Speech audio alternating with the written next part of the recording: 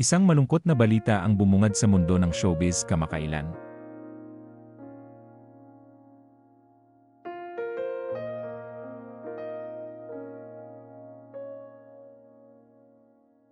Pumanaw na ang asawa ng komedyanteng si Rufa May Quinto, si Trevor Magallanes. Ayon sa ulat, nasa Pilipinas si Rufa nang malaman niya ang tungkol sa pagkamatay ni Trevor. Wala pa siyang inilalabas na opisyal na pahayag tungkol dito, ngunit inaasahang babalik siya agad sa Amerika upang makasama ang kanyang pamilya sa gitna ng pagluluksa, bagamat walang direktang kumpirmasyon mula kay Rufa. Nag-post siya ng ilang larawan ni Trevor sa kanyang Instagram, bagamat walang caption, malinaw na may mabigat na emosyon sa likod nito. Sa comment section, maraming kaibigan at taga-suporta ang nagpadala ng pakikiramay, sending you so much love. I'm so sorry for your loss, ani Maxine Magalona, mahigpit na yakap, komento naman ni Candy Pangilinan, isa pang kaibigan ni Rufa ang nagsabi, kinabahan ako sa post, tama nga hinala ko. Mahal ka namin, sa kabilang banda, bumuhos din ang pakikiramay sa Instagram account ni Trevor.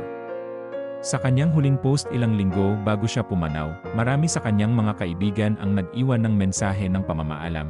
Isang mensahe ang nagsabing, I'll be praying for you and your family. Wish it didn't turn out this way for you, bro. Fly high and rest in paradise.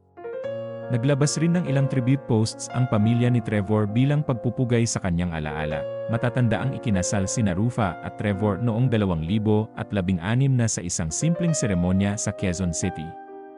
Isinilang ang kanilang anak na si Alexandria Athena noong 2017. Sa mga nakaraang taon, naging bukas si Rufa sa pagsubok ng kanilang relasyon.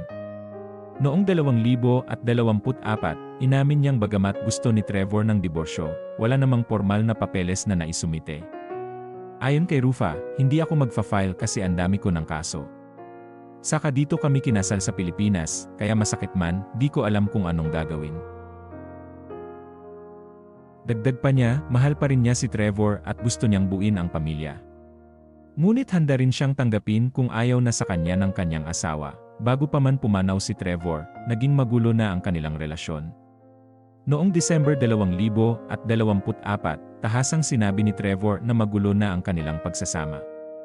Pinili niyang ituon ang atensyon sa anak nila, at bagamat masakit, tinanggap niyang kailangan nilang maghiwalay. May mga lumabas ring screenshots ng private conversations nila online.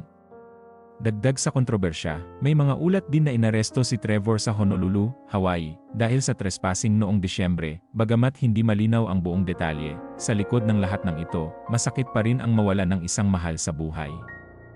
Hindi madali para kay Rufa na tanggapin ang pagkawala ng ama ng kanyang anak, lalo pat hindi pa tuluyang ayos ang kanilang relasyon. Naway makatagpo ng kapayapaan si Trevor Magallanes, at lakas ng loob si Rufa at ang kanilang anak sa panibagong yugto ng kanilang buhay.